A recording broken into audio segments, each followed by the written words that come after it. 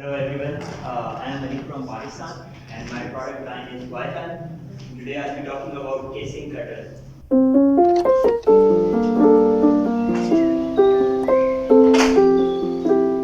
Assalamualaikum and welcome back to my YouTube channel.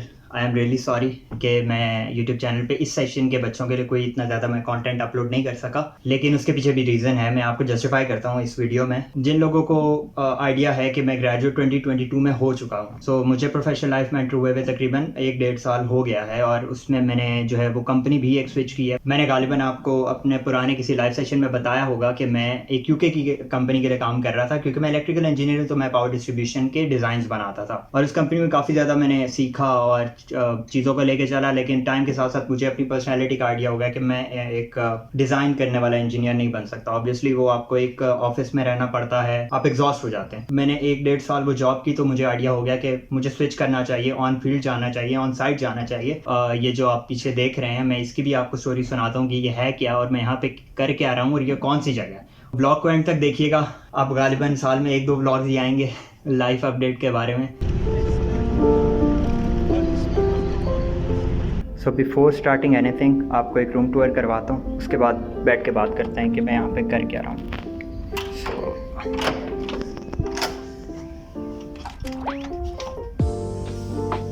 पूरी दुनिया से इंजीनियर्स आए हुए हैं, मैं डिटेल्स आपको बताता हूँ, लेकिन यहाँ पे सिंगल ऑक्यूपेंसी रूम है। तो यहाँ पे हमारे पास कबर्ड आ जाती है। कबर्ड में ये मेरे कपड़े हैं और उसके साथ अगर हम बात करें तो कुछ पर्सनल यूज़ का सामान है। ये वेदरफोर्ड की किट है जो कि हर इंजीनियर को मिलती है ऑन साइट। उसने जो भी काम करना है वो ये किट पहन के ही करना है, अदरवाइज़ अलाउड नहीं होता। और ये कुछ बेसिक सामान है जो प्रोवाइड किया गया और वो नीचे मेरे शूज़ वगैरह पड़े हुए हैं। अगर लेफ़्ट साइड की बात करें तो ये वॉशरूम है। लाइक होटल अच्छा दिया है क्योंकि एक मल्टीनेशनल कंपनी है, उसके लिहाज से ये होटल अच्छा है। और यहाँ पे फ्रिज है and this is the locker जिसको मैंने अभी तक यूज़ नहीं किया। I trust the hotel management. ये कुछ सामान वगैरह पर्सनल पड़ा हुआ है। ये पर्सनल लैपटॉप है, ये कंपनी का लैपटॉप है क्योंकि मेरा अपना लैपटॉप अभी तक आया नहीं है जो कंपनी ने ऑर्डर किया, तो मैं एक ऑपरेटर का लैपटॉप यूज़ कर रहा हूँ। पर्सनल नोट्स वगैरह के लिए कुछ डायरीज़ हैं और ये कुछ सामान वगैरह मेरा पर्सनल पड़ा हुआ है। और व्यू यहाँ से जो है वो अच्छा है क्योंकि मैं 3rd फ्लोर पे हूँ, तो यहाँ से उतना अच्छा नहीं है जितना टॉप फ्लोर से आता, क्योंकि कुछ मेरे दोस्त टॉप फ्लोर्स पे भी रह रहे हैं, मैंने उनके रूम से भी देखा है, लेकिन स्टिल वर्थ इट।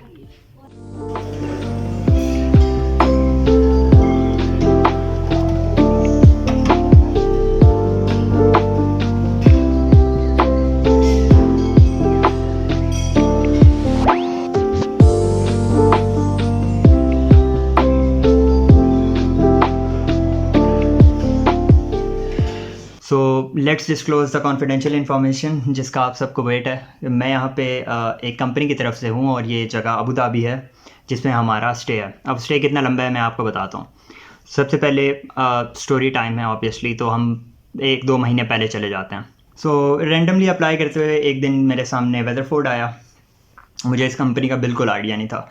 मैंने गूगल पे सर्च किया तो मुझे पता चला कि इनका इस्लामाबाद में ऑफिस है, ये एक अमेरिकन कंपनी है, तो मैंने अप्लाई कर दिया विथ नो होप कि ये लोग मुझे इंटरव्यू के लिए बुलाएंगे, क्योंकि ऑयल एंड गैस इंडस्ट्री में एंटर होना बहुत मुश्किल है।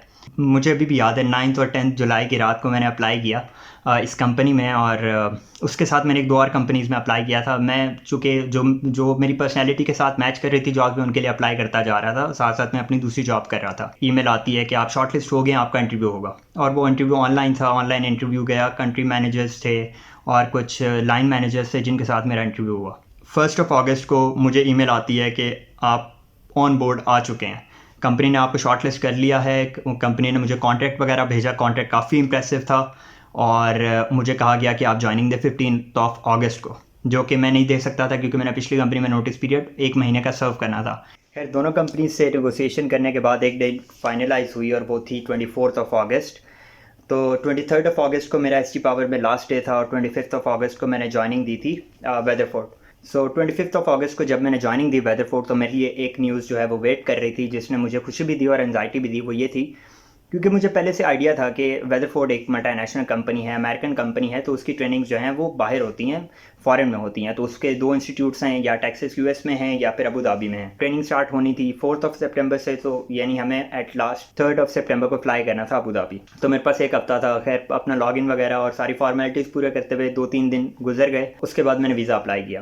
आई वाज लाइक 10% श्योर कि मेरा वीज़ा लगेगा। 90% जो है वो मुझे लग रहा था कि मेरा वीज़ा प्रोसेस नहीं हो पाएगा, लेकिन अल्हम्दुलिल्लाह वीज़ा प्रोसेस हो गया और बाकी सारी जो अरेंजमेंट है वो कंपनी ने की। 3rd ऑफ सितंबर जो कि मेरी बर्थडे है, मैं 23 ईयर्स का हुआ हूँ इस बर्थडे पे, और इसी डेट को मैंने फ्लाई किया था अबू धाबी। सो अबू धाबी लैंड करने के बाद ये कंप्लीट शॉक था मेरे लिए, क्योंकि पाकिस्तान में गर्मी होती है, लेकिन यहाँ पे एक नेक्स्ट लेवल की गर्मी है और यहाँ पे ग्रीनरी लाइक आर्टिफिशियल ग्रीनरी है, तो आपको इतना ज़्यादा फ़र्क फील होता नहीं है। खैर उससे आगे जो 3 दिन हमारे गुजरे उसके मैं स्नैपशॉट्स यहाँ पे ऐड करता रहूँगा।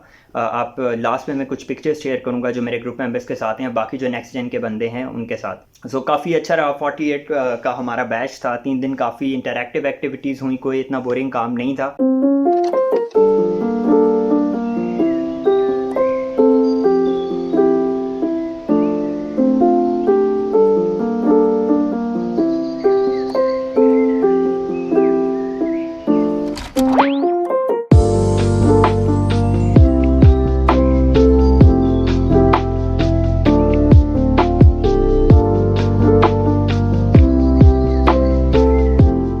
सारी बातें मैं रूम में बैठ के आपको बोर नहीं करना चाहता, इस वजह से मैं आपको थोड़ा सा वॉक करते हुए कुछ बातें शेयर करता हूँ।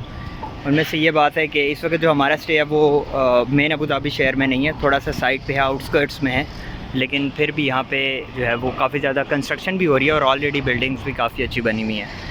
और ये अच्छी बात है कि हमारे होटल के बिल्कुल साथ ये लुलु एक्सप्रेस है, जो कि अबू धाबी में एक, जिसे हम पाकिस्तान में जनरल स्टोर कहते हैं या फिर मार्ट वगैरह कहते हैं, वो है। अगर आपको कोई चीज़ यहाँ से नहीं मिल रही तो आप बकाला जा सकते हैं, जो इसको स्मॉल मार्ट कहते हैं। यहाँ पे मैंने एक और चीज़ ये नोट की है कि यहाँ पे अगर आप रोड क्रॉस कर रहे हैं डेजिग्नेटेड एरियाज़ में से और कोई गाड़ी आ रही है तो वो गाड़ी रुक जाएगी और आप पहले रोड क्रॉस करेंगे फिर वो गाड़ी गुजरेगी। मैंने सुना भी है और 1-2 जगह देखा भी है, लेकिन मेरे अंदर हिम्मत नहीं है कि मैं इसको टेस्ट करूँ।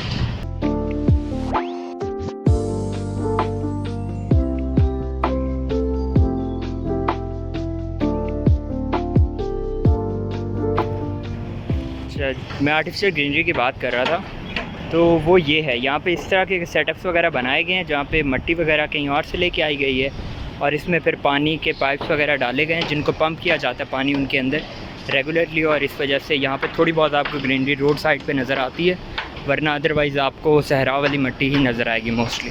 लेकिन जितनी तेज़ी से अबू धाबी डेवलप हो रहा है, मैं अबू धाबी सिटी भी गया था 2 दिन पहले, तो वो काफ़ी ज़्यादा लाइक इन्होंने डेवलप कर लिया है कि आपको फ़ील नहीं होता कि ये वाकई किसी डेजर्ट वाले एरिया है या फिर जो है वो ये डिफरेंट है किसी और यूरोपियन कंट्री से।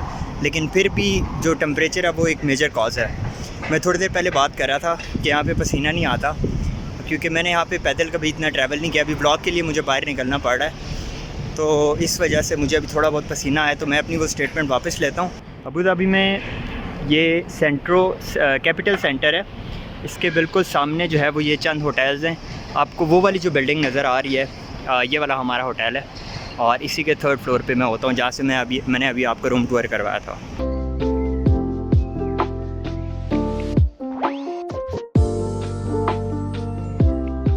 तो यहाँ से ये व्यू है अबू धाबी का।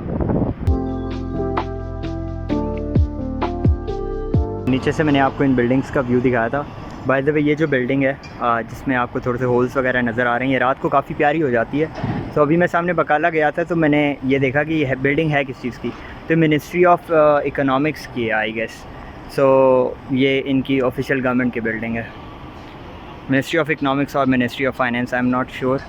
और ये सामने आपको अबू धाबी नज़र आ रहा है, जो कि मेरा कैमरा इंतहाई इसको गलत दिखा रहा है, लेकिन आपको शायद नज़र आ रहा हो। ये अबू धाबी सिटी है। Hello everyone, I am Malik from Pakistan and my product line is Vital. Today I'll be talking about casing cutter. Why we need casing cutter? The first thing, whenever we need to cut any undesirable part of casing, we use these cutters. The operation would be like this. The external cutter will catch the drill pipe for the casing and the knife will open inside and will catch the drill pipe, and then through the top it will rotate and cut the drill pipe. That's it from my side.